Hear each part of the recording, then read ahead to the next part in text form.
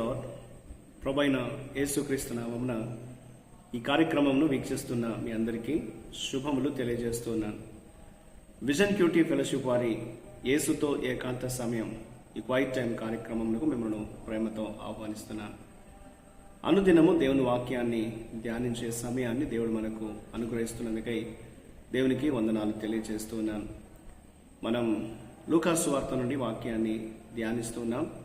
ఈరోజు మన ధ్యానం కొరకై ఏర్పాటు చేయబడిన లేఖన భాగము లూకాసు సువార్త 19వ అధ్యాయము 11వ వచనం నుండి 27వ వచనం వరకు. ముందుగా ఈ భాగంలో మనం 11వ వచనం నుండి 15వ వచనం వరకు చదువుకుందాం. వారు ఈ మాటలు వినిచుండగా తాను యెరూషలేమునకు సమీపమున ఉండుట వలనను దేవుని రాజ్యం వెంటనే అగుపడునని వారు తలంచుట వలనను ఆయన మరి యొక్క ఉపమానం చెప్పాను.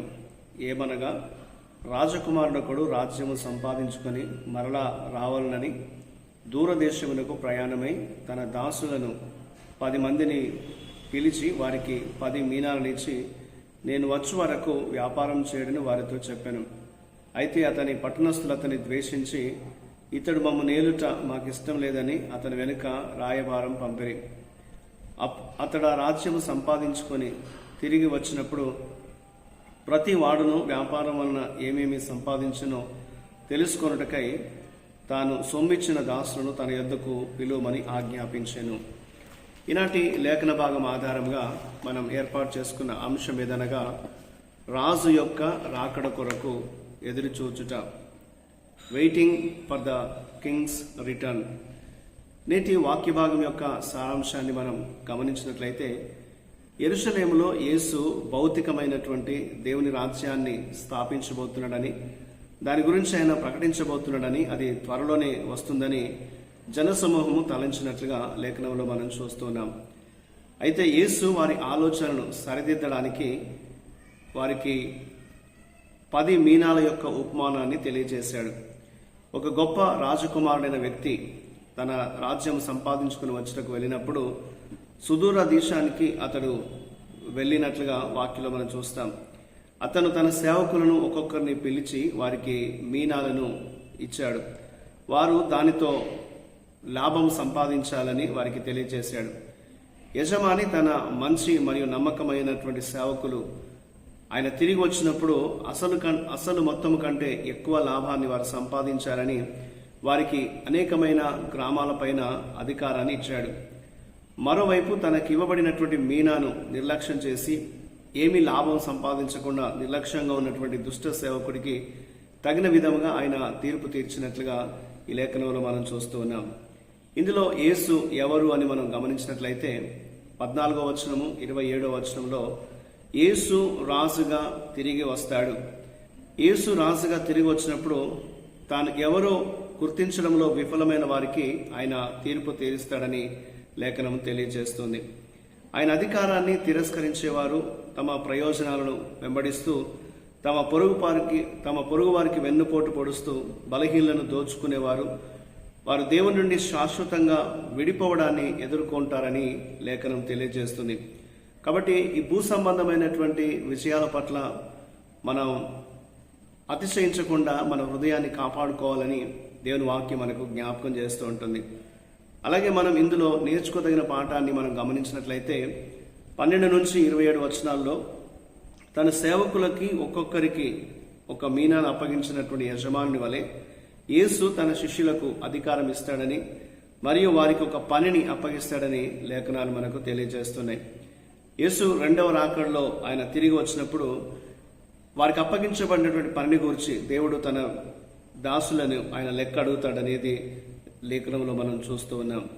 అయితే ఎవరైతే చిన్న విషయంలో నమ్మకంగా దేవుని కొరకు పనిచేస్తారో, నమ్మకంగా జీవిస్తారో, అలా నమ్మకంగా ఉన్నవారు దేవుని రాజ్యంలోకి ప్రవేశిస్తారు. వారికి గొప్పవి అప్పగించబడతాయి అనేది లేఖనం తెలియజేస్తుంది. కాబట్టి యేసు మనకి ఇచ్చినటువంటి చిన్న చిన్న విషయాలను మనం ఎలా నమ్మకంగా నిర్వహిస్తున్నామా లేదా అని మనం పరీక్షించుకోవాలి, మనం ఆలోచించాలని దేవుని వాక్యం చెబుతుంది.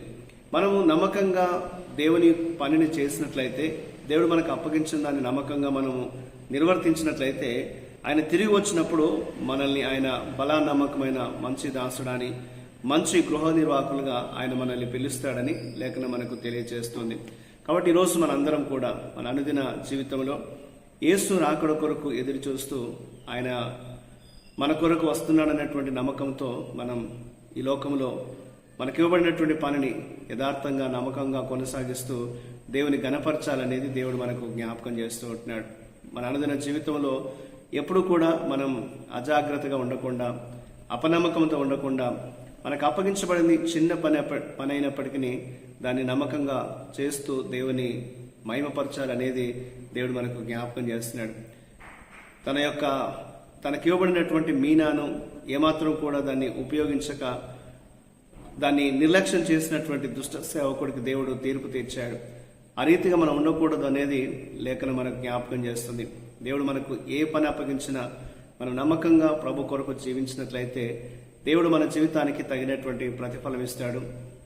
గొప్ప వాటిపైన దేవుడు మనల్ని నియమిస్తాడనేది లేఖనం మనకు జ్ఞాపకం చేస్తుంది. ఆ రీతిగా దేవుని మార్గంలో మనం నడుస్తూ నమ్మకంగా జీవించే కృప దేవుడు మనకు దయచేయనట్లు దేవుని మనం ప్రార్థిస్తాం. మా ప్రియమైన పరలోకపు దేవ, యేసయ్యా నీకు వందనాలు చెల్లిస్తున్నాం. మేము ఇతరులకు ఇవ్వగలిగే విధంగా మీరు మాకు ఇచ్చినటువంటి కృపతో మా జీవితాన్ని గడపటకు మాకు సహాయం చేయండి. మీరు మాకు ఇచ్చినటువంటి తలాంతులని మహిమ కొరకు ఉపయోగించుకున్నట్టుకు ఏ విధమైన నిర్లక్ష్యం లేకుండా నమ్మకంగా జీవించుటకు మీ సహాయం మాకు దయచేయమని యేసుక్రీస్తు నామమున ప్రార్థిస్తున్నాను తండ్రి, ఆమేన్. ప్రియులారా, మీరు సమయం తీసుకొని ఈ యొక్క వాక్య ధ్యానాన్ని విన్నందుకు మీకు ప్రత్యేక వందనాలు తెలియజేస్తున్నాను. ప్రతిరోజు మీకు అందించబడుతున్న ఈ అనుదిన ధ్యానాలు మీకు మేలుకరంగా ఉన్నట్లయితే మీ అనుభవాల్ని మాతో పంచుకోవాల్సిందిగా కోరుతూ ఉంటున్నాను. దేవుని కృప మనందరికీ ఎల్లప్పుడూ తోడై ఉండి కాపాడును గాక. ఆమేన్.